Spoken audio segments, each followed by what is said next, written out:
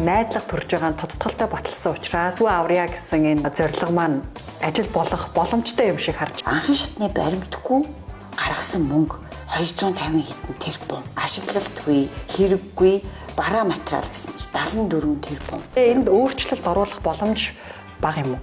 Бага юм билээ. Тэгэл олонхоор дэмжиж байгаа юм чи. Нэгсэндээ бараг л хүч түрээл. Сүүлийн хилцүүлэг дээр попурлаа гэж шүүмжлээд байгаа шүү дээ. Хасчаачиг зөндөө яваад бүтээгүй байхгүй, хасаагүй байхгүй. Та нар уучраа олоогүй байгаа. Ажлах арга барилаа олоогүй байна. Зарчмаа мэдхгүй байна гэл ингээд загнаад байгаа харагдаад байдаг л. Тэ ирийнхээ сайн гэдэг шиг хөөцөлдөж явж иж учрыг олж байгаа юм чи. Чихгүй ч бас болно. Таны хувьд ардчсан намын листээр орж гишүүн болсон. Одоо нэгсэнд амархан гишүүн болсон гэж хараад байна л да. Яаж листэнд багтав? Би бол жагсаалтад орно гэдэг саналаа л хүссэн. Түүнээс биш 6-д орно, 10-д орно тэр үл тэр тухайн сонгон шалгаруулах хорооны хийсэн ажил.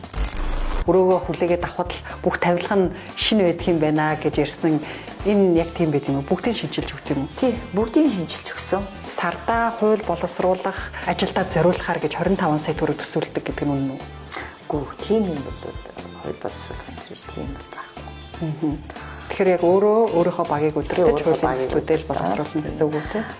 Тойрогтой ажиллах гэдэг нэг төсөв бид юм лээ. Түүнээс биш яг хууль